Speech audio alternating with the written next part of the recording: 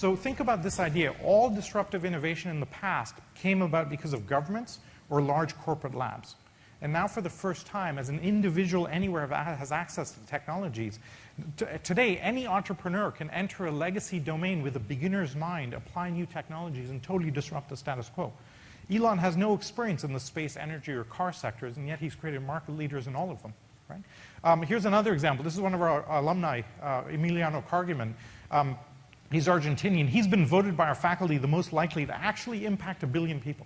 And what he's doing is launching nanosatellites that are about the size of a shoebox. Once he has a mesh cluster of them up in low Earth orbit, he's going to be able to provide real-time video, real-time video anywhere in the world to a 1-meter resolution. Okay? His first 3 satellites have already launched.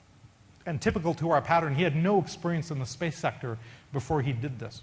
And part of the reason this is so disruptive, he told me confidentially, please don't tweet this out if you don't mind, he's put into every one of his satellites a hyperspectral imaging sensor, meaning that from space he can detect any molecule on the ground. So you can look at a field and say, those are the nutrients missing in that field if you want to grow crops. You can look at the ship in the ocean and say, that's the composition of the pollution coming off the back of the boat. Right? And real-time video means, like, we'll never lose another Malaysian airliner again. And so unbelievable implications just from this one capability. His system will be live sometime next year. It'll cost about $200 million to have the whole network up and running.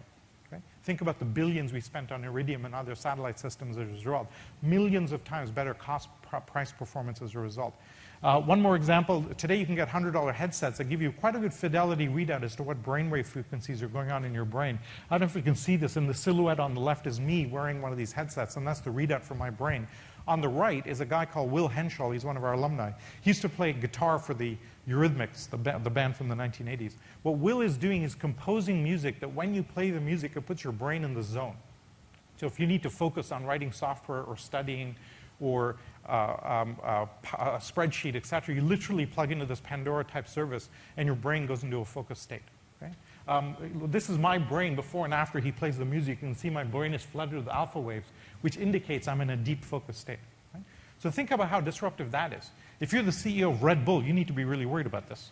Right? But you won't see it coming. Right? You think your competition's from 5-Hour Energy or some of these other energy drinks. Actually, it's coming from things like this. And I call this the orthogonal effect of information, where an unexpected development in one area will totally disrupt another. We actually had the CEO of Illy Coffee, the Italian coffee company, at one of our programs. And he started swearing in Italian from the back when he saw this. We said, are you okay? And he said, no, if people start using this, they'll drink less coffee. Right? And so he wouldn't have thought to track this before. Now he really knows he has to track this to see how the adoption looks like. By the way, he's now making wine. I don't know if we had anything to do with that. He's stopped doing the coffee business.